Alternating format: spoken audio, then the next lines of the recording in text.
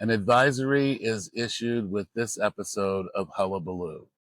Coming into the creation of this podcast, Nikolai and I were under no misconceptions that there would be times we would be coming from different views, whether it be the media we consume or feeling comfortable about speaking in particular terms.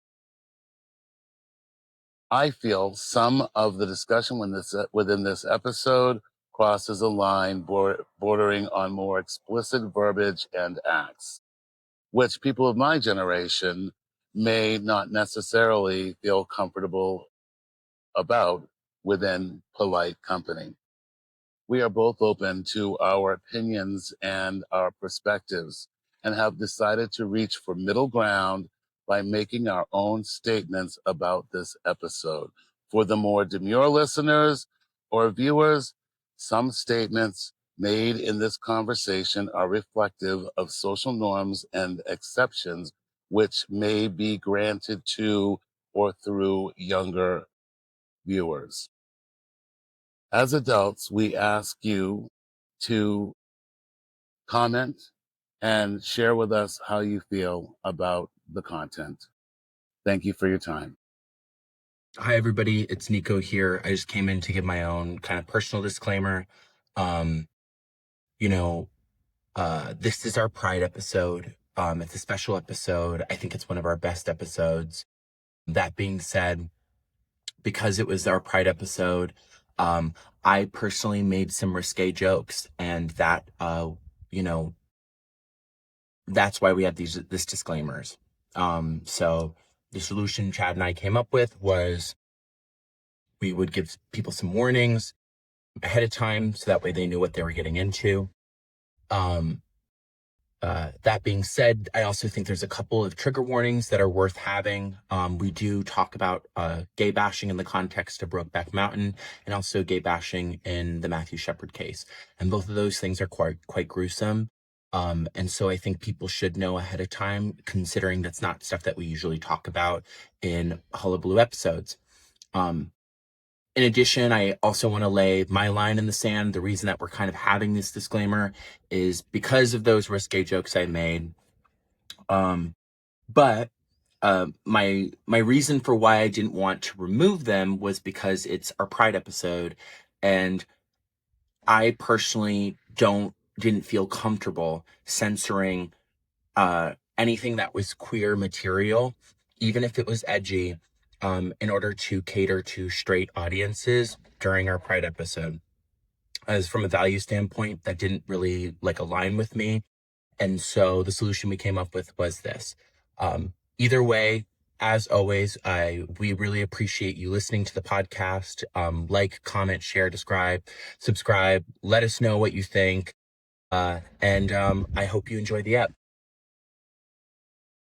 Hey everyone, It's Chad Church, and Nikolai Phelan.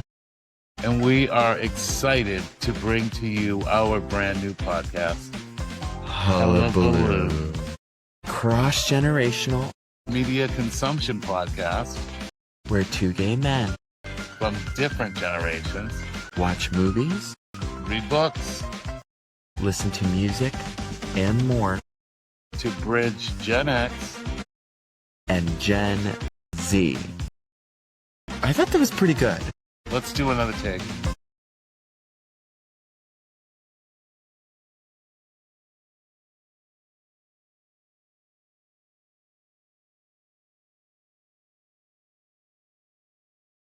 Hey everybody, welcome to another episode of Hullabaloo, and it is our Pride episode, and I'm Nikolai Phelan, and we Quietly. are... Wait, what'd you say? Oh yeah, true. T. Usually is a good way to describe it too. He's usually Chad Church. Depends on who's asking. Well, this is our Pride episode. And, well, first off, we have some announcements, right? So we're really excited to be doing more of these kind of specialty episodes. As everybody knows, Hullabaloo's birth was kind of on Halloween. And so we recently did a Juneteenth episode, which you guys can all check out with one of our first guests, Rise. And that was a great pleasure. And now we get to do a Pride episode where we're going to be reviewing, let them know, Chad. We are going to be reviewing Brokeback Mountain, which Yeah. I understand is going to be potentially coming. They're I don't know that they're redoing it or anything, but there's a re-release or something like that coming up. Because it's been, I guess, 20 years or something. Mhm. So it's going to be in, out there in the atmosphere a little bit in the coming year or weeks or months. The zeitgeist, we're ahead of the curve. Here we go. Yeah, well, so it's also um for further context, while we do know we have our 33.5 million listeners, we also just want to say, like, we are working really hard at this podcast and we're taking it very seriously. We have an amazing team behind us now, with Mo, Shahab, and Askari, and now Rise. And it's been so wonderful to kind of expand the Hullabaloo universe, but also really try to continue to ask important questions about what is this podcast, why are we doing it, and why should people listen. And we're going to cut out the Mo reference so we don't have any issues on that other thing there. And what I want to say is it was really, really cool to have a guest join us for one of our episodes, and seeing more of that will be, equally interesting for us. Totally. And you know what I thought was really interesting about it is, you know what, it hit me when I was walking home, because usually that's how ideas hit me. They hit me like a bird that's like gotten blind by the wind or something. That You or know, shit on your head. straight up. Well, they say that that's good luck, that They if a do. bird poops on you. Yeah, I one time had a poetry reading and it was right after I released my book and a bird pooped on my book and everybody was like, it's good luck. And I was like, I believe you. And um, but I was thinking about this idea of hullabaloo and I said, what is a hullabaloo, right? And the word is so abundant. And I don't want to use the word abundant because it's so overused, but it really is this feeling of like the horn of plenty, of of something being so full of information, love, energy, feeling that it's almost bursting at the seams. It's an explosion.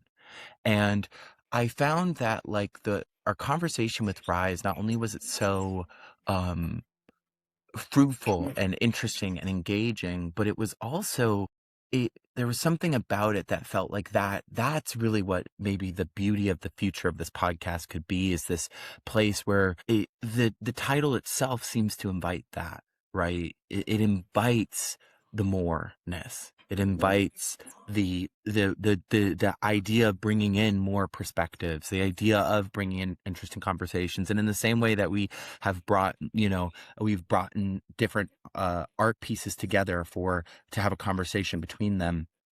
I think that it will be really interesting to see how this all expands, but it's such a blessing and a pleasure to be able to have this podcast and to do it, and it's really been, like, at least for me, an anchor in my life. I don't know how you feel about it, Chad. Well, I feel absolutely the same way. It's my concept is, as we grow and we become more adept in our coverage of the materials, we will be a cornucopia of experience and people and contributors, so that we can really accomplish what our goal was to accomplish here. I mean, our goal is to bring some joy back into the daily life and living through these different elements of media. And that also, I think, encompasses people from different walks, different places in life, that can offer something more to just myself and Nico sitting here and talking about how we feel. That third voice, I feel, with Rise, offered something that we could not get to black female, just me and you. It's And she, 100% true. and was able to, one of the things that she said at the end of that episode, you asked a really important question of her, and it was, like, well, what can white people do? And she, for me, she really hit the nail on the head, saying they can listen, be open to listening. And that's all I think we're asking anybody to do in this here. And we Totally. also want people to comment. We want to feel what you're feeling out there Totally. at the same time, so that we can respond to that and that we gain something from it as well. Yeah, everybody's invited to Hullabaloo. Everybody, it doesn't matter who, everyone is invited to Hullabaloo. That is the thing. And it's, if you come, even if you come with different points of view and different perspectives, if you're moving in a compassionate, open-minded way where you're willing to hear other people's perspectives and willing to be humble before information, before and showing up in the way that you want others to show up for you, then it's like, this is your home.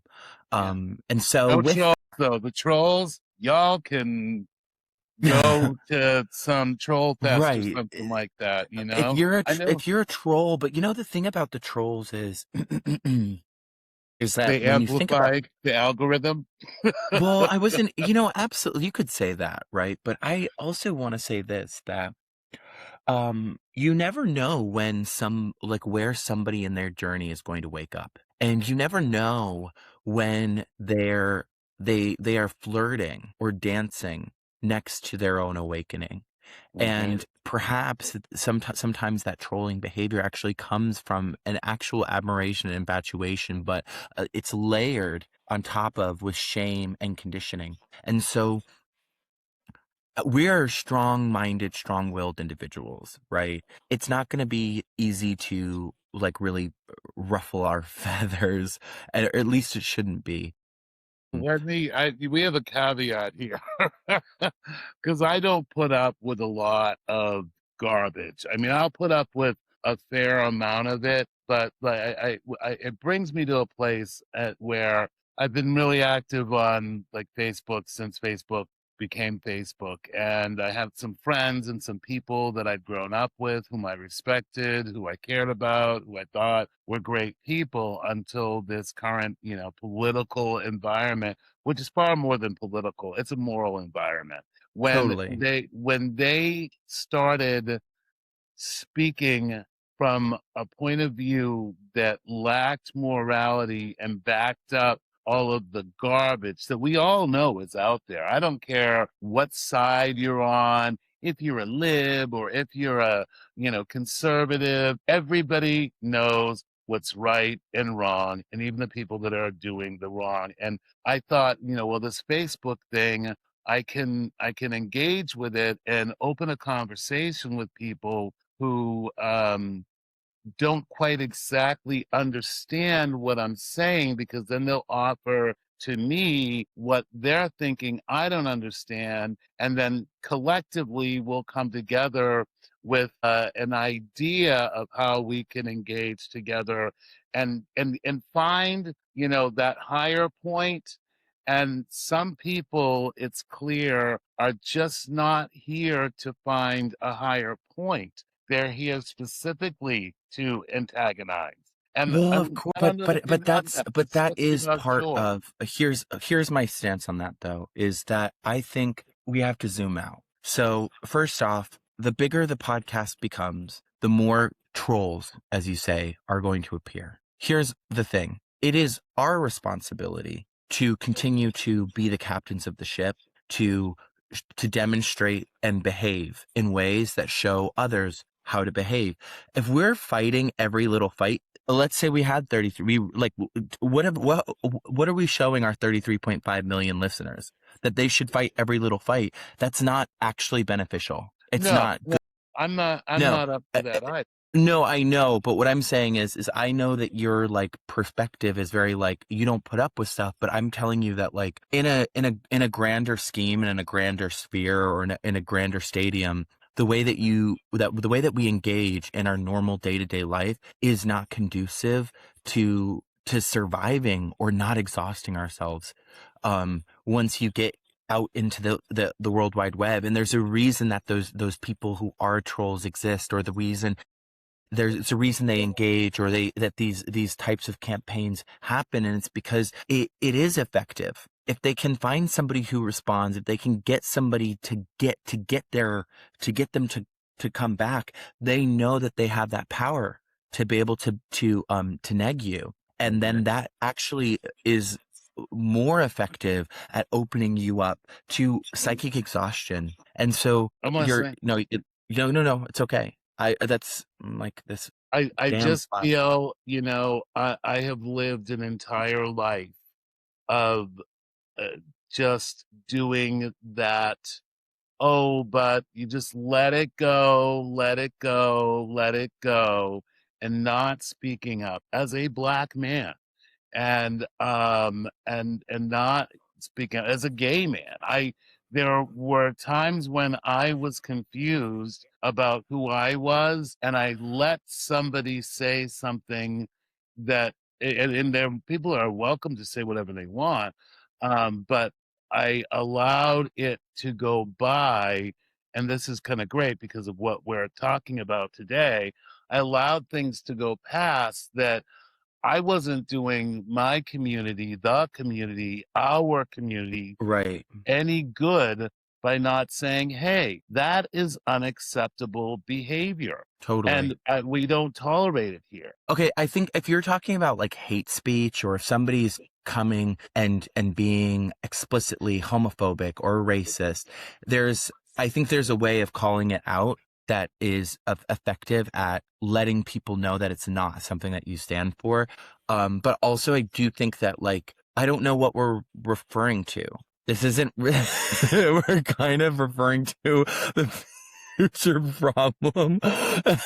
Yeah, let's not bring it in. Let's not bring it in. Let's actually just move forward without addressing it. And when it happens, if all of a Right. sudden Right, it we'll all get it. I happens know. and it Straight happens. up, I'm like, there's a point where I was like, this, they're gonna think this is in reference to something, and this is actually just us getting ahead of it, having a hypothetical conversation.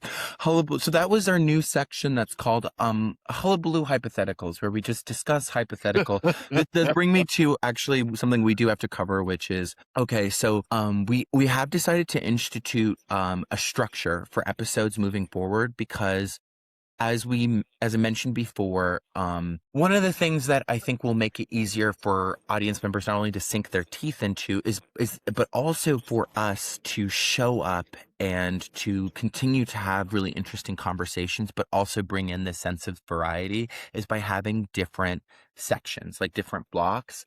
And I think they used to call it, like, there's like almost a phrase for what people would call it in uh this is our, I don't think it's called sections, but anyways, Block. point is we'll call them blocks. So I think there's a different way to describe it. It's going to come to me later, but for now we'll call it a block, right? So In the news of the 1980s, you would be like, this is our A block, this is our B block, this is our C block, but that's on a schedule. And I think I'm thinking like nobody would be like on a news anchor show like, and let's go to the next block. They'd be like, Oh, they would say next segment. segments.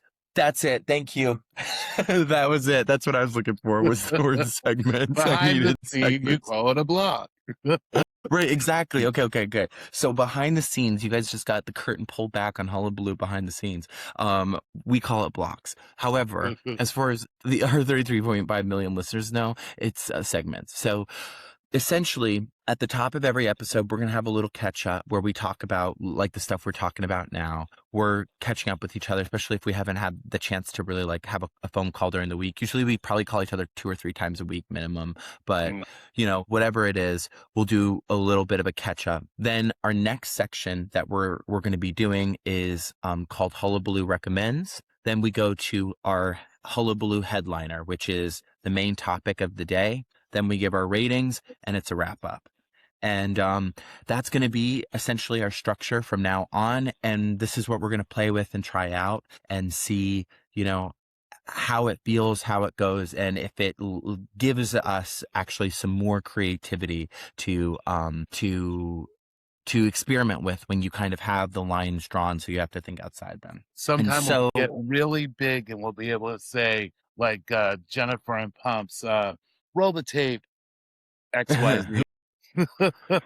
Right, T. This is T. Yeah, I love the roll the tape. I know Jennifer Welch and Pumps. Hullabaloo remains an avid listeners of the, what is that podcast called? Enough. I've had it. Yeah. I've had it. So Yeah. I'll be Pumps and he can be Jen. Jen, yeah. She's so fierce, love her. Okay, so Hullabaloo recommends. Do you have a recommendation this week for the Hullabaloo recommend segment, Chad? I do. And it I'm the guy that always will go political. But I'm gonna go political. Rachel Maddow just did a conference, or an interview with a guy, professor out of University of Southern California, who's written a book, and I can't think of what the name of the book is, but it is about what we're going through in America right now. I'm going to get it. I'm going to read it.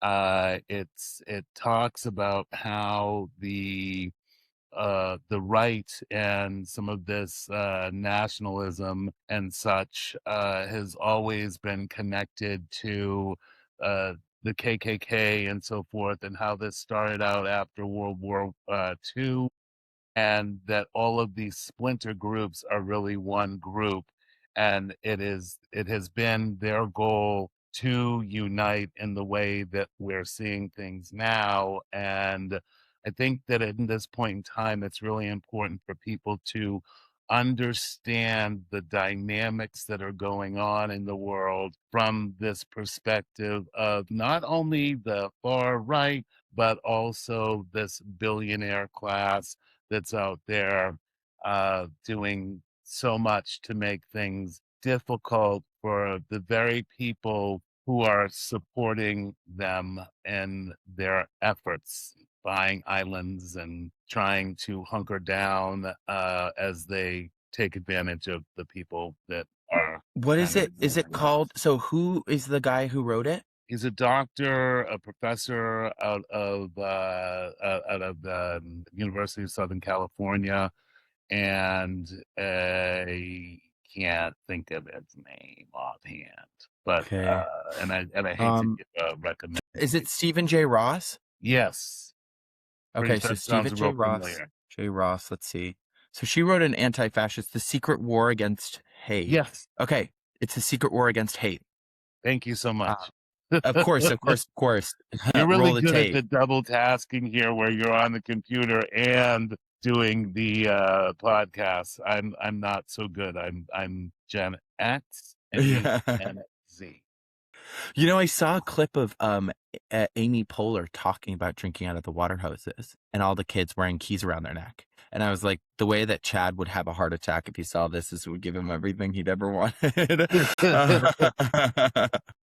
All right, what's your recommendation? Oh, so you know what? I had an amazing experience. Like almost I had an amazing time in Barcelona this past weekend, and it was really moving because I hadn't been back to Barcelona since I moved to Berlin, right? And moving to Berlin it hasn't even been that long, but it's been an emotional roller coaster for sure, right? It's been a lot of emotions, a lot of feelings. And going back to Barcelona, I saw this dog on the street that I recognized, and I burst into tears because the owner told me that he's been looking for me. Dude, oh. I know. And I said, this dog doesn't even really like me that much, but he doesn't like anybody that much. And she said, every time we come around the corner, he does look for you.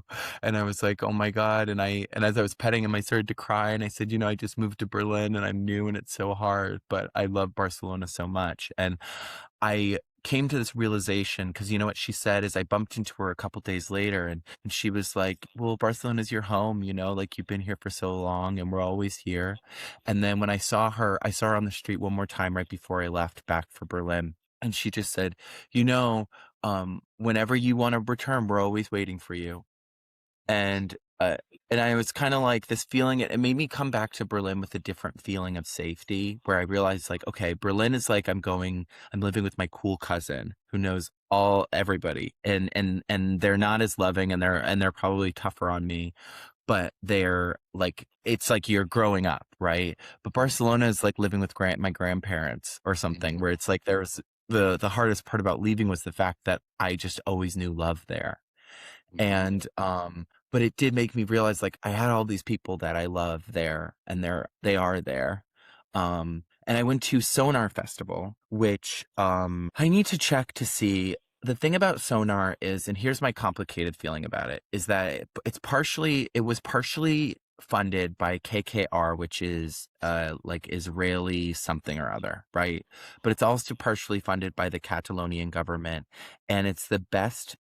In my opinion, it's the best music festival, one of the best music festivals I've ever been to in the whole world, and it's the best place to see really cool like musical artists who haven't necessarily like become superstars yet, and then you find them, you'll see them. And I think, as far as I knew, they divested from KKR, but all I can say is that like going back, being there with my community, with the people that I love, and listening to all this music, it was so special. But I saw one artist named Mrs. Bashful, and she was so fucking cool and funny. There's footage of me probably on the Sonar YouTube right against the rail, and I am dancing so hard and laughing. I'm laughing the whole time because she's so damn funny. This bitch is so funny. Like at one point she had like, I forget what like the song was, but she like pulled a guy up and she goes, who's been a dirty girl? And then some guy like raised his hand. She said, you get up here. And then she was like, are you comfortable with me giving you a lap dance? And he was like, okay. And she had a gay dancer. And so it's her and this gay dancer. And they're like, they're each taking turns giving him lap dances. And then they'd stop and they'd be like, dirty, dirty girl, you've been dirty girl. And then they would like really hit this choreo, like really hit it. Like I've seen a lot of artists where they have a small setup, right? They have a small production budget. It's not like 47 dancers, etc. She was hitting every damn note. And her stage presence was so funny. And I'd heard her music many times before, and it's so like sardonic and slutty and very tongue-in-cheek. But it's what I was most impressed with was that not only did she have this like really astounding aesthetic and an incredible stage presence, but she was so consistent. There was no moment when I was watching it where I said, oh, this is an act. I really deeply believe this is like that. Whatever she's giving, she 100% believes in it. And it was life changing. I was like, if you are somebody who likes to have fun, if you're somebody who like who has like a funny friends and you like to dance to music and you like to be crazy and you want to have like a good fucking time, go see Miss Bashful. I'm telling you, I loved it. I loved her.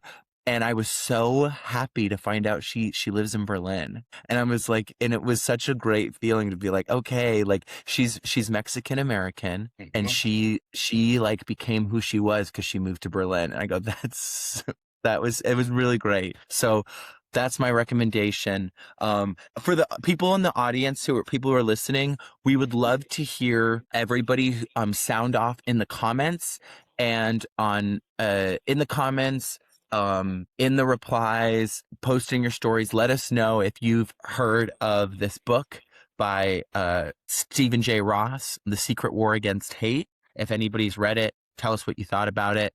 If you know Miss Bashful, or if you've seen Miss Bashful perform live, I want to hear your stories. I know that there's some crazy stories. That was awesome. I'm ready to become friends with anybody who loves her too, and we can go to a concert together. There you go. There you go. Well, would you like to talk about our subject here, the Brokeback Mountain movie? Yeah, absolutely. One second. Do you mind if I grab my drink really fast? Perfect. Yes, let's talk about Miss Brokeback Mountain for our Pride episode.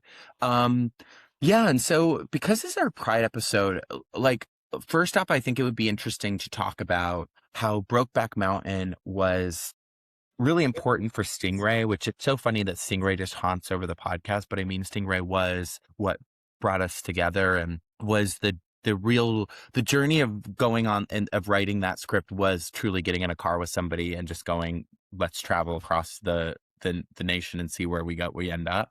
But one of the movies we watched when we were preparing when we were doing our preparation for writing that script was Brokeback Mountain, and rewatching it this time around, there was a lot, and I have a very very good memory, and I don't know why there's so many certain elements that I'd really forgotten about. The mutilation of the specific like act of mutilation in the film of what they did to him is so like physically nauseating At the and end, upsetting. right? And what? At the end, when the wife is telling. Oh, okay. So no, the ending is something else that we're gonna have to get into because I'm very curious to hear your thoughts. But I mean the gay bashing when he, as a kid, when he sees the gay bashing like afterwards. Oh, okay. When Ennis talks about how his Yeah, dad.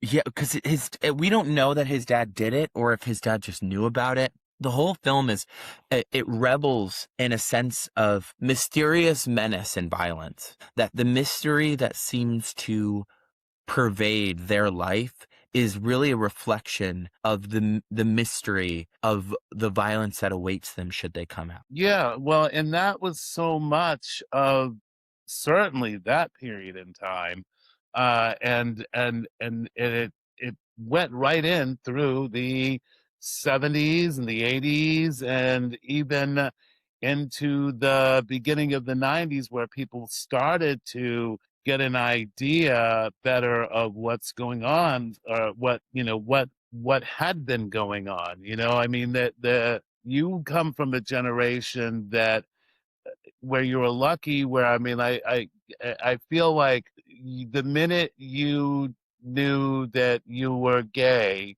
you were able to, and you did embrace that. And No, no, okay, no, well, no, tell me no. more about that then. So I think maybe the younger Gen Zs, 100%. With me, I lived in denial for a very long time. I wanted to be bi. I really wanted to be bi. I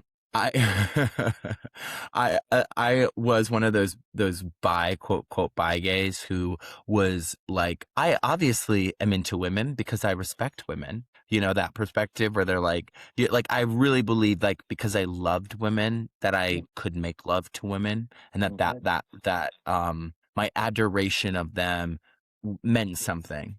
And but it was, my family wasn't necessarily overtly homophobic in any way. Like, my stepmom was a little bit. She was a little bit like, she I remember she had these crazy ideas around uh gay people not being married, or how she didn't think that it shouldn't be called marriage, it should be called civil union. And I remember it was so funny because my grandma was so fascinating, not the racist one, the sweet Irish one, and Irish Swedish one, Grandma Jane. And she was very interesting because my uncle came out at 41. Mhm. And so So this my is dad something was that had very, been in your family then, that's something they had yeah. embraced or had experienced. Totally. And so when I came around, I think everybody knew. Nobody necessarily made me feel bad, but the school, like, kids in school were awful. And there was a real sense that coming out of the closet was a loss of power. That one of the things that awaits you is the the lack of invitation now. You know, you lose your invite. Whereas if you were in the closet, maybe you might remain invited to parties. You might be invited to these spaces, because then in many ways, these straight guys could victimize themselves. They could go, well, he might look at me. He might blah, blah, blah, blah, blah. And that was what they would do, as was very much like this sense of like, inherent paranoia and mistrust that was actually just a kind of a bit of a power grab, because there was no cabal of gay people. There was not enough of us to like amass any right, or enough power within any cabal. Yes, Gonna get me, was, with their Gucci bag. Well, it's the thing is I just think that there's no there was no conspiracy. There wasn't. We were all so disparate, and I wasn't really into that many of the guys in my school. I never formally came out of the closet, though. What happened is, I had a guy who was a senior when I was 13. So this is kind of dark, but when I was 13, he was 18, and he took an interest in me. And I was just so excited to be picked by the person that I felt an energetic attraction towards. So And let me interrupt. Is this why we have this ongoing debate about Call Me by Your Name? well, we have it about a lot of things. I'm always trepidatious when it comes to to me, and also that's because I remember there was that Northern Irish guy, which we didn't meet until a couple of years after that. But there was this one Northern Irish guy who I was with, I got the sneaking suspicion he was a pedophile, and that he had no interest in me. And I was a lot younger than him. He was 32, I was 24. And I had this feeling that I really felt that I was too old for him. And I was like, this is weird. And then whenever we'd exchange videos, it was like the videos were always these like twinks that looked like they were middle schoolers and high schoolers kind of level.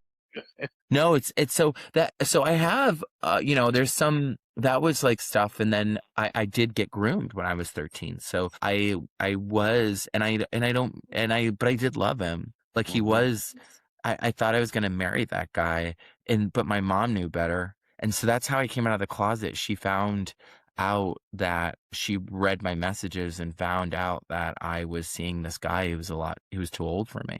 And she How do you break up feel about the term "come out of the closet"? I won't even call them mixed emotions about it. I feel that I don't like it. It insinuates that somebody is having to engage in some action of announcement of what this is, when heterosexual people don't have to come out of the closet. They just show up saying, yeah, Susie and I are a thing now. And that's how I was. That is exactly what I did. I refused to come out of the closet. I was never going to do a post. One day somebody asked me if I was gay, and I said yes. It was that simple. And I was never going to do the closet thing, because I said, what is this? Like, this isn't a bar mitzvah.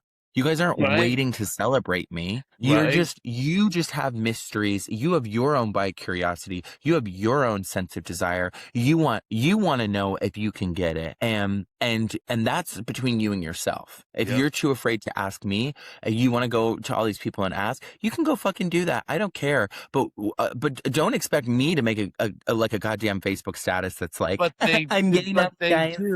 But they do. People expect. They did. I don't know what they do. I think they did. I don't know. That for debate, right? Let's leave it open for debate. Let's put it this way. There was an expectation for a very, very long time, and I'm not sure. I'm not tapped in enough into. I don't know if I don't know if people still come out of the closet, but maybe they do. Absolutely. In certain cultural I contexts. think that people are coming out of the closet every day. I think as a gay person, every day you're coming out of the closet, so to speak. Because all of a sudden, Tom and Susie don't know that you're gay. And so you have to announce to them, oh, well, yeah, I'm gay now. Or, I love that. I mean, That's how I'm going to reject people. I go, if a gay guy hits on me, I go, oh, I'm coming. Sorry, I have to come. I got to come back. I got to come out of the closet and let you know that I'm straight for in this context. Like I'm hetero when I'm not into it.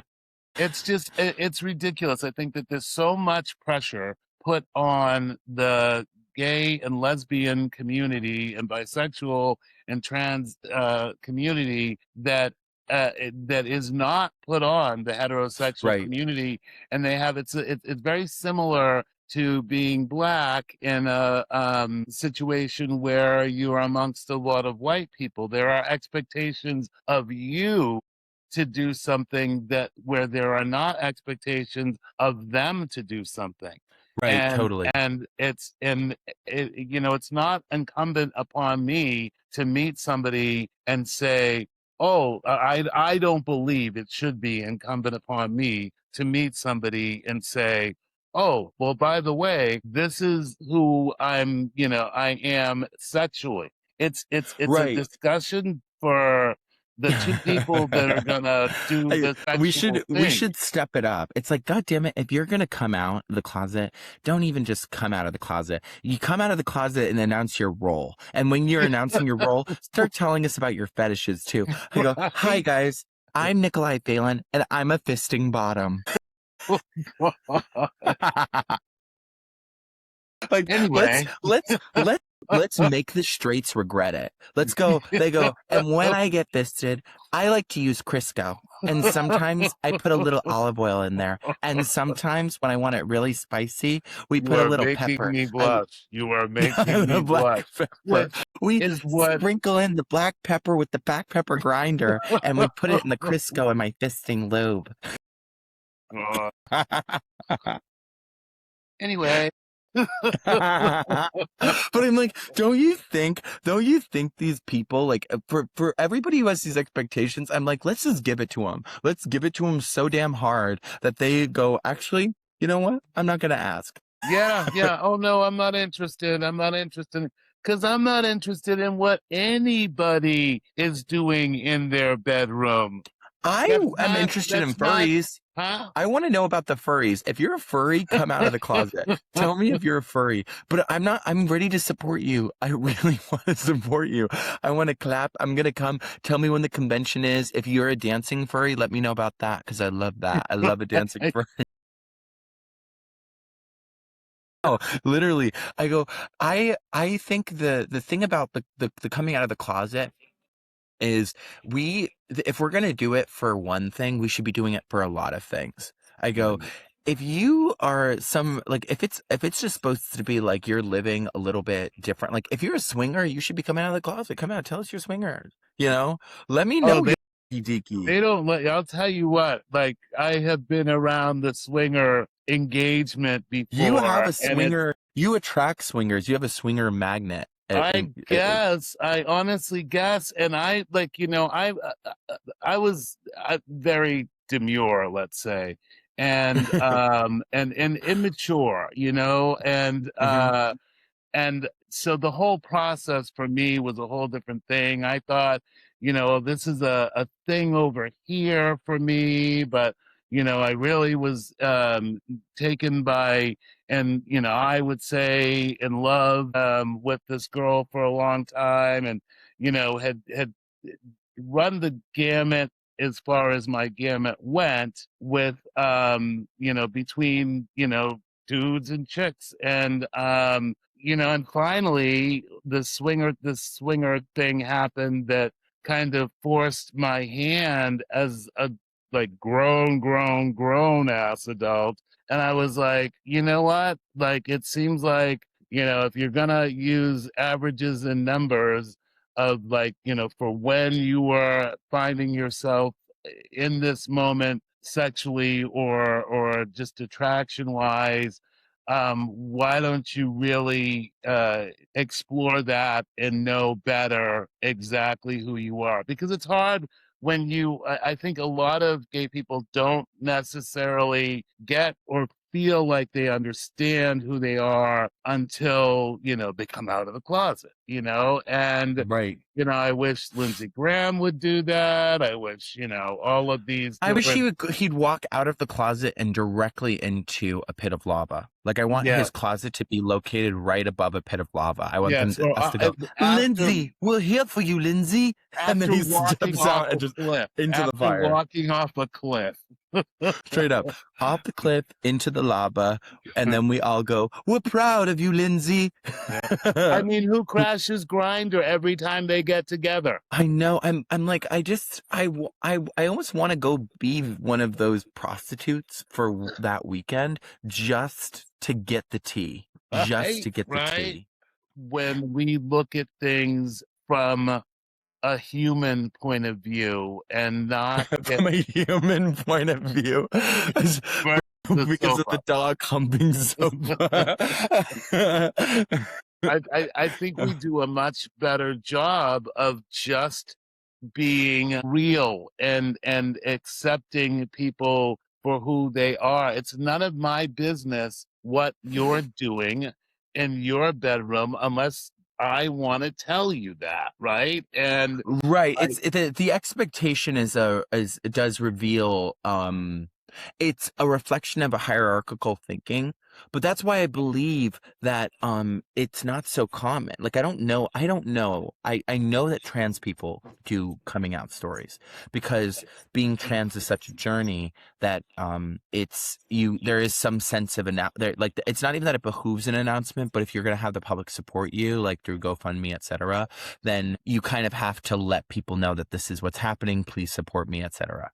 well, and it's a transition. It's a Right. physical transition that's taking place in front of people. I think that at some level, there's no way not to quote unquote come out there. I mean, you're Right.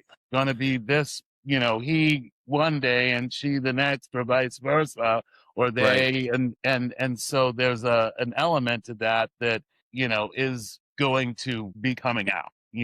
But Right, totally. I There is an element that would become. You're right. I think so.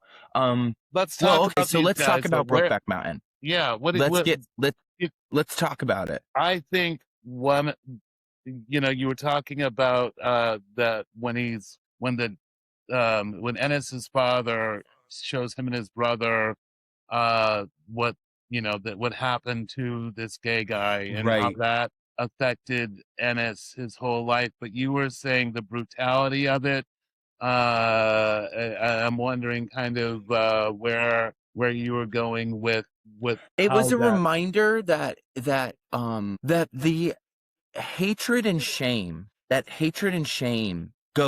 takes people so far from themselves and from their soul. If you find yourself in any group setting doing participating in that level of violence, that kind of humiliation, the way that the Israeli soldiers, for example, are participating towards Palestinians, you are the way that we have these people that are now doing lynchings in the South in America, and also I'm sure it's coming. It will happen in the North too. The way that we have the trans people being killed. When you are participating in these kinds of acts of wanton violence, it is you are so you have so lost yourself, or you never developed yourself, that you are actually merely a cog. You are living this life without any autonomy. It is merely a passing ideology that is the wind that takes you to the next place. And you are incredibly lonely on this earth. But it's deeply upsetting to see. It was really disturbing, and it was horrifically violent. They dragged him around by his genitals and then I shoved them in his mouth or something. I forget the exact specifics, because I like basically closed my eyes about after a few seconds, because I said, you know what, I don't really want or need to engage too deeply with this. I already know what the plot information is, but I don't need to self-harm. Mm-hmm. And especially when we're living through such dark times where these kinds of people are trying to amass more power, it is important to remember that that's the level of evil that we're dealing with. That's the level of soul foregonness that we're dealing with, and that it is important that that we move in love, but that we also be prepared to protect and be prepared to defend, because that is the level of depravity upon which these people have like thrown themselves. Well, a lot of it, I recently watched, and you got to watch what you're watching on social media and stuff. But apparently, there was a study done where they took a bunch of straight men and expose them to viewing straight sex and lesbian sex and gay sex.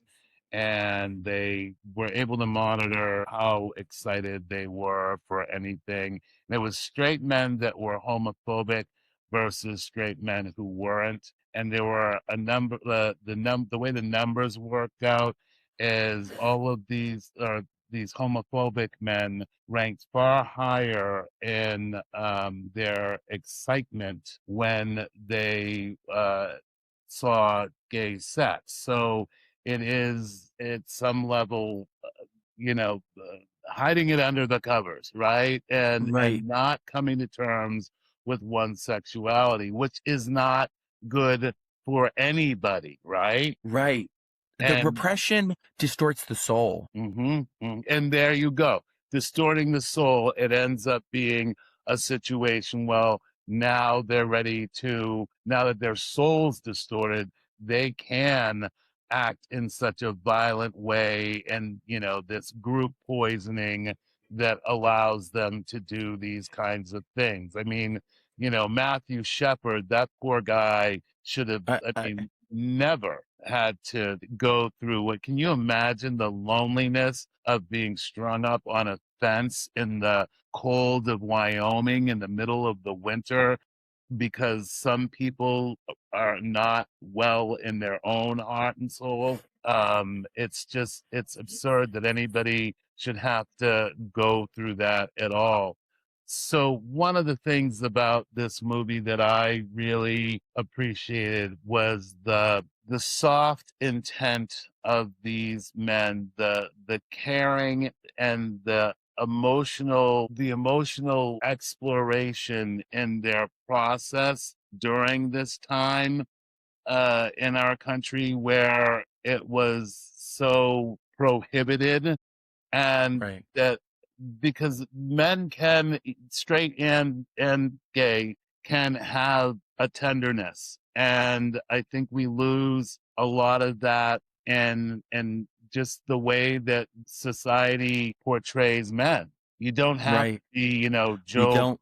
tough guy. It's the loving energy. Like it's such a beautiful emotion, and it's one that I I think it's unfair. It's deeply unfair. And there's a reason why people get excited when they see bromances on reality TV, right? Where they see two straight guys being a little bit gay, but it's the gayness is more just a willingness to touch each other without it necessarily being overtly sexual, but a closeness, a kind of a cuddling, an intimacy, and so many people and so many straight men have been shamed away from intimacy, Hmm. and they have, and it has caused them like kind of an almost like an emotional circumcision. Hmm. In the same way that we talk about how circumcision desensitizes and removes a lot of the sensitivity, right? In like you know like in the penis. This is kind of the same. This is a crazy metaphor, but it's kind of like that, right? Where it's like we have people cutting off a part of themselves, parts of themselves that allow them to actually feel, Hmm. and then we just tell them that they're better for it, and because they don't know how to regain it, because there's no infrastructure or world for them to go to when they do, all they can do is cope by just saying, it is what it is, this is how I am. And that is, and that's the thing that we're kind of contending with, right? And that's what the film seems to contend with. Is I found it's incredibly moving. It's also complicated. They physically fuck each other up. They get really physical with each other. They get really angry. There's a lot of trauma involved. Jake Gyllenhaal's, because it's Ennis and what's the other one's name? Jack. Remember? Jack. So Jack is interesting because I find him both to be very pragmatic and romantic. Like he knows that there's a life and there is a life for him. Ennis, it doesn't have the vision. He's so fucking shook. He's shook like the way I was a kid, where a girl told me that there was a woman hiding under my bed who, if I moved even just a little too much in the middle of the night, she would crawl out from under my bed, chop me up, and then leave me. And then my parents would lift up the sheet and they would find me dead in the bed, but then I would come back to life again. There was so many plot holes and lack of logic, but the feeling was so intense I didn't sleep. I couldn't sleep. And it's like that, you know, he's unable to process anything from a logical or detached point of view because he is so emotionally rattled and remains so. And he doesn't allow himself to love. And so they just end up in these situations that they shouldn't, right? And I feel really bad for Michelle Williams' character because she's quite loving and she's almost understanding. Like she's like, when she's in the kitchen and she finally says to him, I knew, and he just loses it because it's even being spoken about with authenticity, you know? I know, and it's so all these years. Anne Hathaway's character I didn't like. I dug her. But I mean, I do like her, but I didn't dislike her. I don't want to say I didn't dislike her, but I found her, maybe because of the ending. Because the feeling I had with the ending. So the film is this exploration, right? The reason we chose this film for the Pride episode is because it's a really interesting time capsule in a myriad of ways. So let's talk about it. We're talking about the film right now, which is about this like exploration of gay love. It's also one of the most incredible explorations of gay love. It is an incredible film. It's brilliant. It's brilliantly acted. It's brilliantly shot. Jake Gyllenhaal gives a hell of a performance. Heath Ledger gives a hell of a performance. Everybody's 10 toes down, right? The film loses to Crash, which is a fucking travesty, a terrible fucking film. And so the homophobia the call is coming from inside the house, you know? And I remember hearing about Brokeback Mountain and the way that the way that people would talk about it in the 2010s, in the 2000s. Because what year did it come out, Brokeback Mountain? 97? No way. No. 2005. 2000, okay. I was going to say. I knew it was in the 2000s. Because I remember my old neighbors saying that they saw it and they said it was just this gay stuff. Yeah. And it was disgusting. And I remember my dad hearing that and getting in the car and going, what fucking assholes we have for neighbors. Like he hadn't even seen the film, but he just was like, I think they're fucking like Republican fucking assholes. And he was right. But I also had heard about the movie, and the movie was during a time when everybody was making gay jokes. And so it was this punchline for everything. It was Brokeback Mountain was the Episcopal gay film, and because gay people could be the punchline, it was the punchline. And it was not honored in the way that it deserved to be. And then years later, everybody looks back and goes, wow, it really should have won. And it goes, yeah, because you guys you were fucking assholes. Yeah.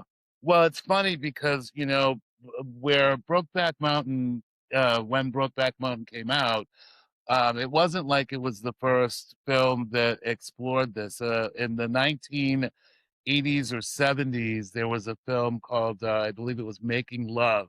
And the woman from Charlie's Angels that played Sabrina was in it. It was like two guys that, you know, they were bros or whatever, and they all of a sudden found themselves engaged in a relationship.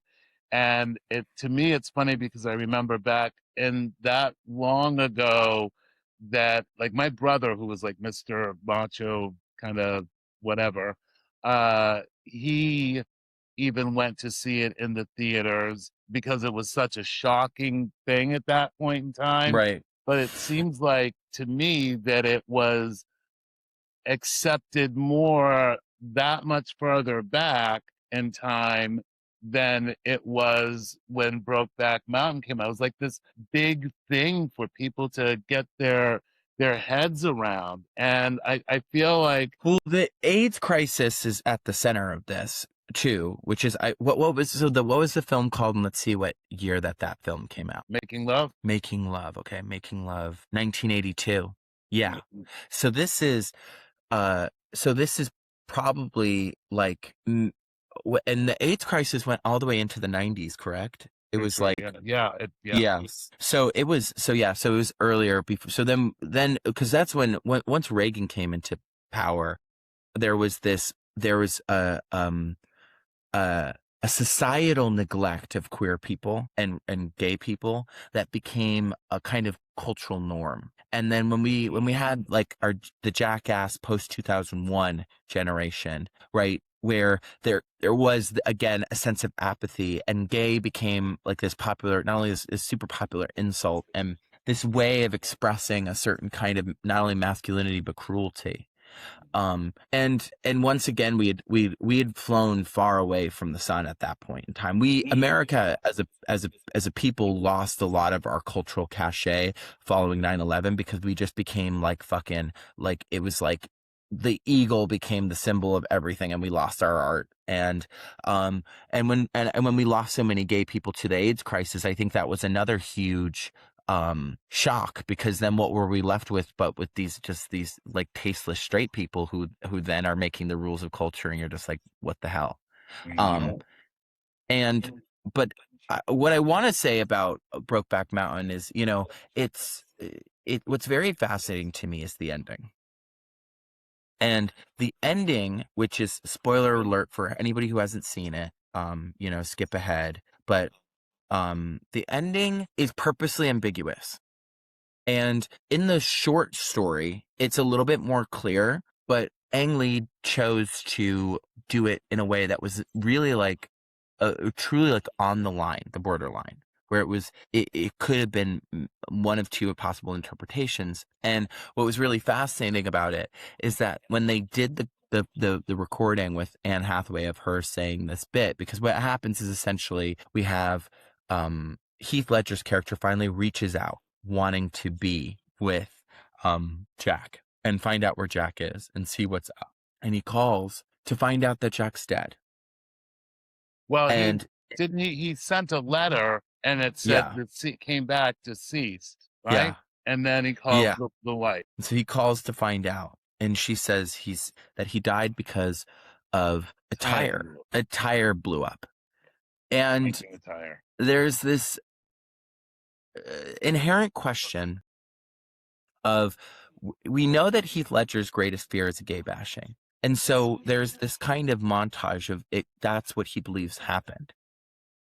But also that could have been what happened, because he was getting caught hooking up with guys. He was, and Anne Hathaway's father was this more powerful person politically. And so what was your interpretation of the ending? Do you believe that this was just an accident? Do you think that he was killed? I think she knew from some time in their marriage, which a lot of women do know during their marriage, that their husband has got a proclivity for something else, and they just go on and like keep the kids going to school, keep the soccer games running, and we not talk about it. We've gone beyond, we've done all we need to do, and now we're, sexually as a family, or as a couple rather, and then as a family, we just move on into life. I think she knew that this was exactly who he was. And both women, these two guys are going out for these fishing expeditions, and things they're having to remind them of, take your fishing pole and so forth. Like, please, she knew, and she was like, and she was just like in, whether it be in denial or just, whether in denial about what was going on. And at the end, it was a much easier way to, I mean, you watch her acting that out. She's just like, okay, the story is this. And I don't, and she just gives this story, which I loved actually that she did that because I felt like she was trying to make it, she knew when she was trying to make it easier for Ennis to move on through his life and just know that it was just something that happened. I feel like when Ennis went to visit Jack's parents' home, they knew. I think everybody knew because at some level, I think people have suspicion within this for gay folk throughout their lives. It's just a matter of how they deal with it. And for me, it was like almost like that's so sweet of her not to have to bring him into this emotional, what could be an emotional cascade that just sends him off the side of the mountain in the process. She just, you know what, let's make it easy. Let's just not go That's there. so straight. I find that so fascinating that you think that she's doing it for him. Yeah. I mean, and doing it because that's the story as well. That's I mean, how this goes down. This is I don't think she's doing anything for him. I don't think that Really? I don't think that her character is not Michelle. Like Michelle Williams's character is quite compassionate. Mhm. Whereas I think Anne Hathaway's character is in more denial, but she's also much more hurt. And they have their life together, absolutely. But I don't think that she is, and she comes from this deeply conservative family, and her parents. So her dad could have got him killed. Could have, yeah. I just think he was out screwing around and caught up with. When I look at it, I'm just like screwing around. He went down to Mexico, Yeah. to get himself some tail, and that was one of their big fights. That Ennis didn't want to know anything about his life outside of them, which then again is more about the love that they Right. shared. And I just feel like, you know what, he was also in the bar in the beginning where, he's kind of hitting on a dude and the dude's like, no, you don't need to buy me a beer. And I just think he got caught screwing around, or with somebody, hit on somebody or something, and they, got in the car and let's go get him. That's how I see it. But that's the luxury. Yeah, and I think I think that she's trying to protect her family. Like she has the story. Mhm. And then there's a knowing that he's having. In the book, apparently it's much more clear that it's just his fear and that the tire accident may have actually happened. But but Ang Lee made it much more purposely ambiguous. And in fact, one of the ways that Ang Lee did that is that he had Anne Hathaway read the phone call, where part of where she did one version of the phone call where she tells it as the tire incident did happen. And that's exactly what happened. And the other version where it's a lie. Mm-hmm. And then he cut it all together in a way to blend the two. Which I thought an amazing director, right? I mean, like amazing. Ang Lee deserved the Oscar, and I stand behind that. Yeah. Really, we need to start when we're having these discussions. We really need to start like using people's tags and social media and see if they have something to say about what we're saying. Ang Lee, if you're in the comments, please pipe off. Let us know. Tell us more about what the Brokeback Mountain process was like, or also if there was some snubbery, some homophobic snubbery. Please give us some tea. Anybody who's on that. Yeah, I know. Oh my God, Jake! Jake is my crush. I swear, I think I saw him in New York at some point. But then there's another part of me that might have just felt his presence. I don't know if I actually ever saw him in New York, but I know that he lives there. That's funny. I actually was, featured background on a thing with his sister, a film with his sister. And I thought, well, wouldn't that be that would be pretty cool if he showed up, to root his sister on or something like that. But he's also done a lot of work here in Pittsburgh as well. Been here a few times, and what I hear about this gentleman is that there was no I'll be in my trailer. He was really just like he ate with background, he ate with crew. He wasn't, hung up on himself. And I have a lot of respect for somebody that's like that, that actually will interact with other people from that perspective. Right. I think it's kind of like a crack pipe or something, like the ability to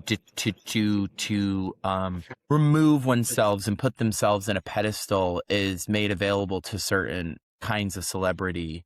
And we commend those who choose not to pick up that pipe, and remain human in their humanness.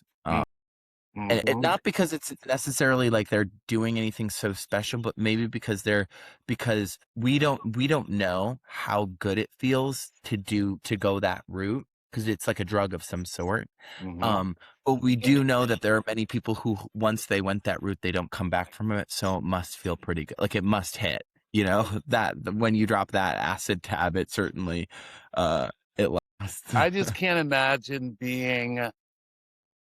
having people respect you in that way from the authenticity side of things. I can't imagine that in my life ever that I would not engage with those around me who aren't in Right. my league or whatever. Crazy.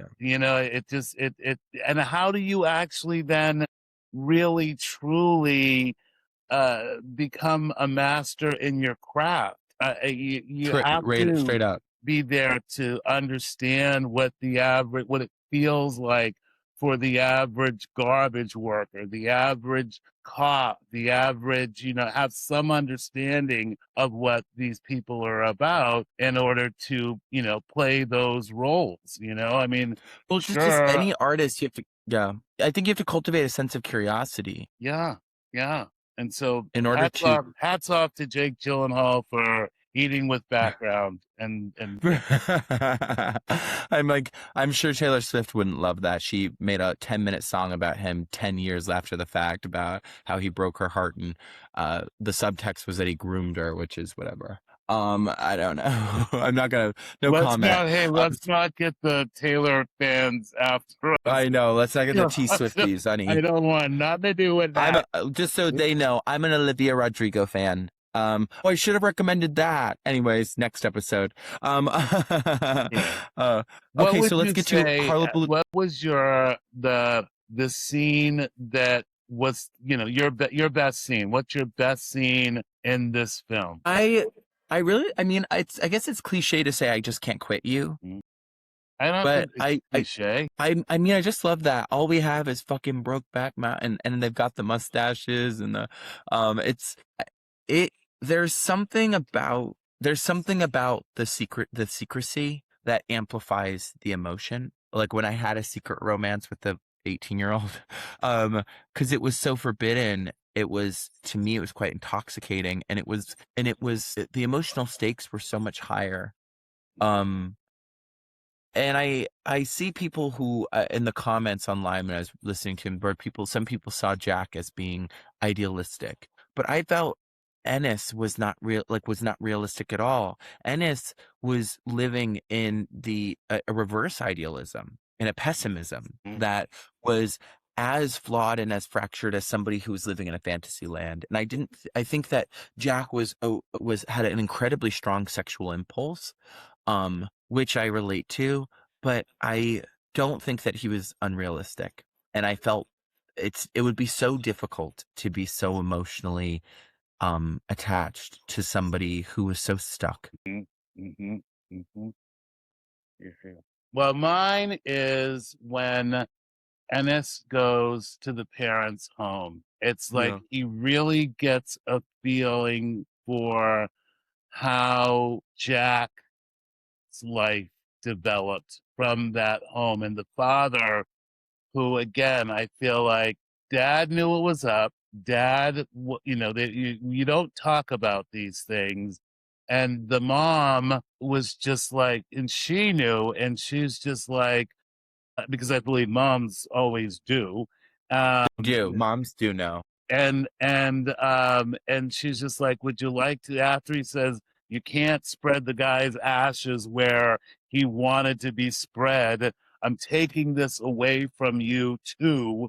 And the mom is like, would you like to go upstairs and see his room? And then Ennis finds that shirt that he lost during the big fight, and there's the blood on it. It's inside Jack's, jean jacket. And he's able to take something of this relationship with him physically, and also like that emotional part of it where he gets to actually to touch Jack's life from the onset of Jack's life and understand more about where Jack was coming from as a human. I'm really one that gets caught up in the emotion of where somebody is emotionally.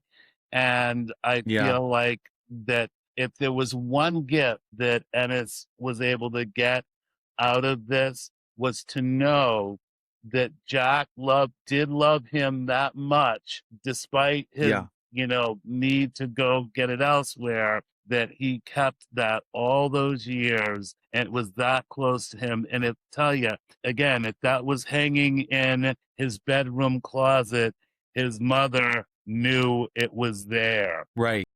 I'm in full agreement. I guess what's so funny is it's so interesting because in some weird way I'm so happy that Ennis finally gets it, but on some level you're like, how did you even doubt it? But I guess it's because that it's always like that, even in a non-closeted relationship, when one partner has different needs than the other, and it becomes this sense of alien misunderstanding. Like, how can you be like this? How could you be polyamorous? How could you need to be in an open relationship?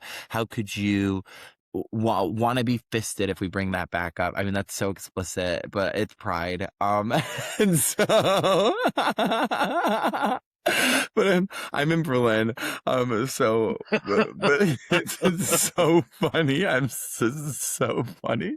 I'm like, I think you like making me blush. I think you're like, I can see that red. Why are you a furry? You know? Why are you a furry? These are these things, right? Like, these are all hypotheticals. But the point is, in a partnership, in love, there can be this sense of, why are you not like me? Yeah. And why are the things that I need, which are less than you, not enough? And it makes sense that Ennis would have that misunderstanding because he's still frozen. He's still living in fear. And then what's so sad here for me is that Ennis gets to go on after this. And my assumption is, and he never finds love. He just goes back to what he knows. That was this thing, and that's it, because of what the times would or wouldn't allow for. And that's sad. What's so funny is I didn't project his future. I didn't have that same experience where I was going, this is what's going to happen for him.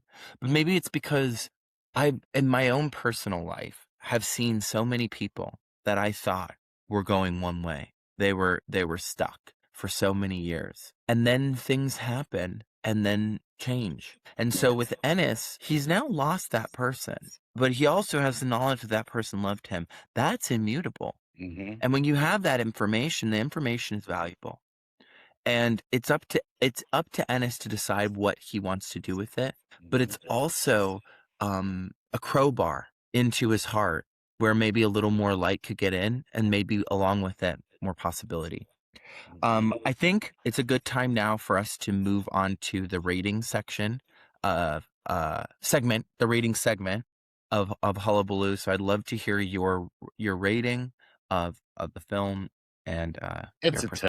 It's a 10 for me. It really, and you know me, I emotionally, anytime I can be drug in emotionally or pulled in emotionally, I am all there for it. I want to feel the sadness. I want to feel the grief. I want to feel the pain. I want to feel the happiness. I mean, that's what any good film will do for me, is bring me through a range of emotion. I want to feel the anger.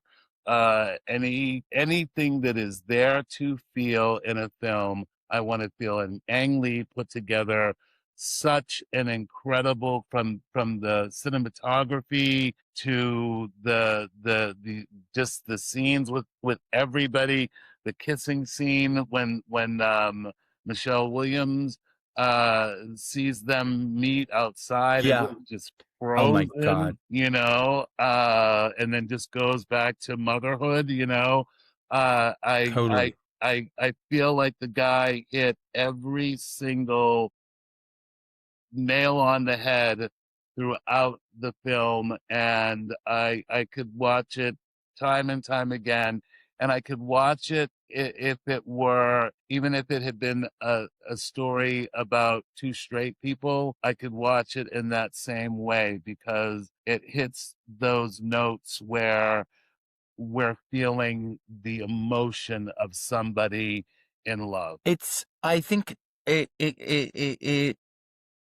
really fundamentally like gets into those universal truths, and it makes a lot of arguments about love and life and the human experience, and it's through the paradigm of stuff that's specifically related to gay people, but that can easily be applied to others. I would go to say that I don't have a comprehensive list. We'll have to make one over time, but at least for me, it's definitely top 3 gay films of all time. It's a really and part of it is because of its legacy, because of the injustice it was given, because it was treated as a punchline for so long, and simultaneously because it's a masterpiece.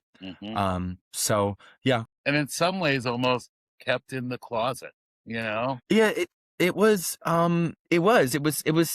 stifled. It was not given the breath to spread its wings and to be the big film for that year. Like Moonlight was it allowed to be a bigger film because it came years later, but it's an amazing film. And yeah, 5 stars. I really love it. It's so funny. You're always 5 stars. I'm like, I give it 10. You're like, 5 stars. I know you're always giving it 10. I go, honey, what is this 10? Hey, we're on 2 different grading systems and in 2 different generations. So it's fine. Chad rates it out of 10. I always rate it out of 5. That's part of our thing here. What is the 10? Like, what are the 10s? From 2 different it's 10 generations. What?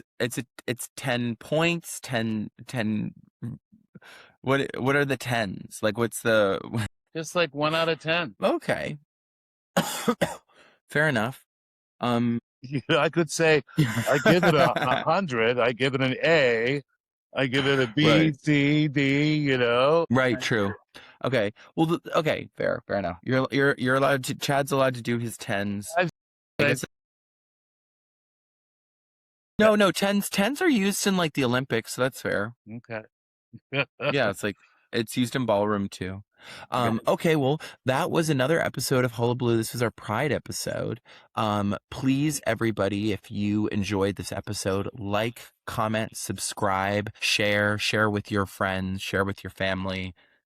Let the people know, Chad. Tell them to share. Tell them. Yeah, well, I say more than share. Interact with us. Let us know how you feel about what we had to say about the movie. Let us know how you feel about the movie itself. That's what I say. I want to see some comments. Yeah, comment about Brokeback Mountain. If you had an experience with it, if you were there at that point in time when it came out, if you were gay and the movie meant something to you, tell us about it. And yeah, we look forward to spending another episode on our next episode with you guys soon. From us to you. Love you from Hullabaloo. Love you. Peace out.